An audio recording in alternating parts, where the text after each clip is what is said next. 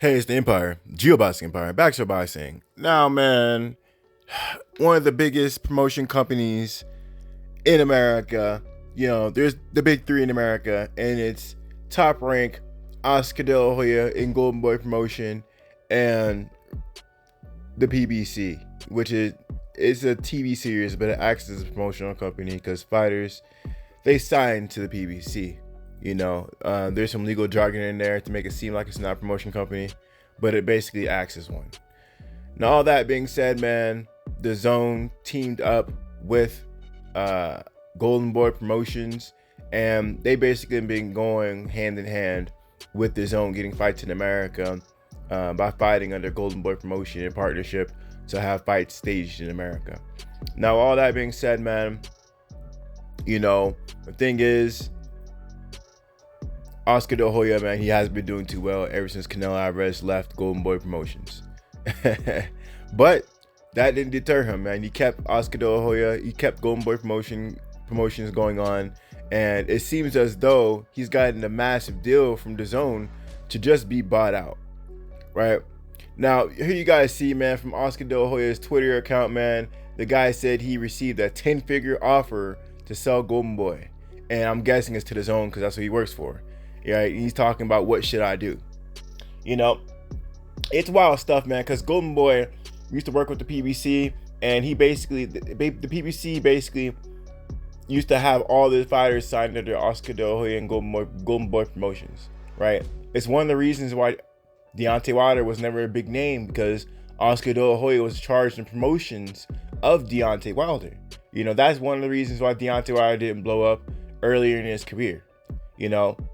Keith One-Time Thurman, Andre Berto, all the PBC fighters at one point were signed to are working with Oscar De La Hoya. Even Floyd Mayweather, he was doing a lot of co-promotions with Oscar De La Hoya. Most of his fights were under Golden Boy Promotions, right? He didn't really leave until later in his career.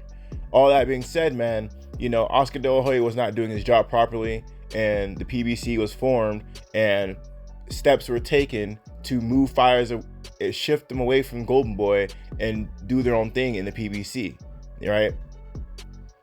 So, Oscar De La Hoya, the stage of his career is looking bleak. He's looking to sell out and just be done with the sport of boxing, because the Zone, they're basically having a middleman, now having Oscar De La Hoya to be his own entity in Golden Boy Promotions, right? There's been fights like Jaime Munguia trying to fight Jamal Charlo, but the negotiation between him, the Zone, and PBC fell through because the Zone wanted it on their platform. But that's just another intermediary to go through Golden Boy Promotions, right? The Zone is known for throwing big money at these fighters, right? Jesse Vargas was throwing like $7 million a fight under their platform, a fight. The money is there for the Zone. It's just the interest of these fighters and the promoters stopping these fights to be made. There's a lot of tribalism in the sport of boxing, and the fewer, if Oscar De La Hoya were to sell his company to the Zone, that's one less, old head to deal with, and the Zone's, they'll deal with anybody. The Zone has thrown deals at Deontay Wilder. They signed what's his name? They signed. Oh, I'm trying to think of his name. The guy who fought Triple G. They signed him, and they gave him money under Eddie Hearn.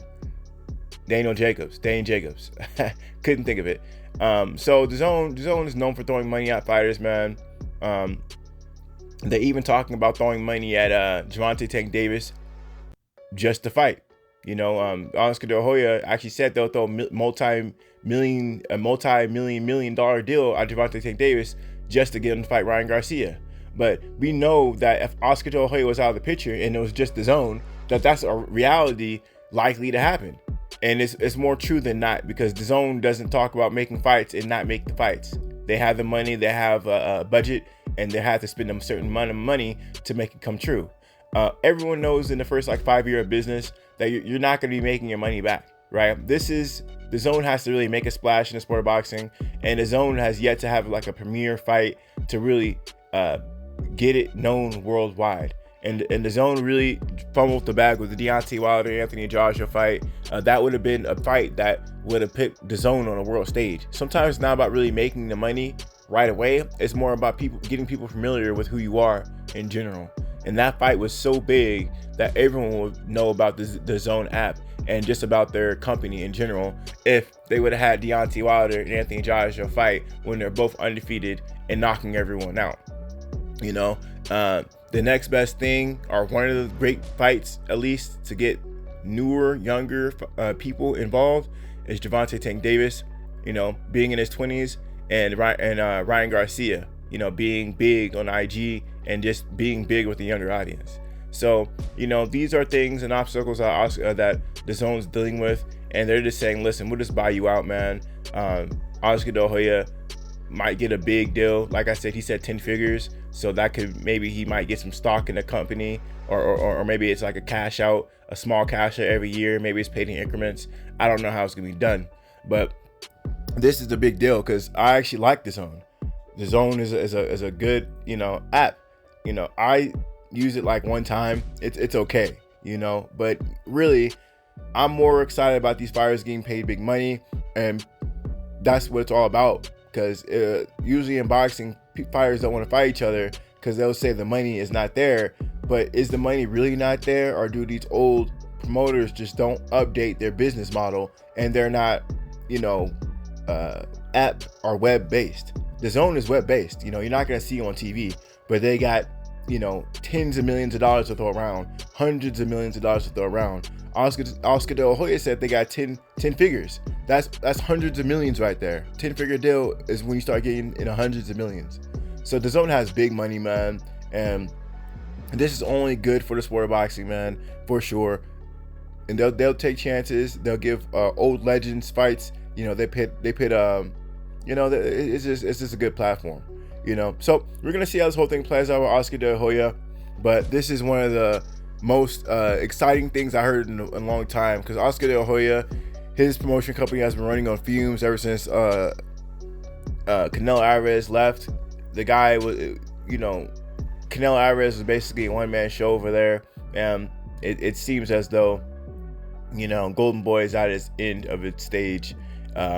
So we're gonna see how this whole thing plays out, man. But the Zone, man, they got big money, man. I don't know where they get all this money from, but I mean, the economy collapsed.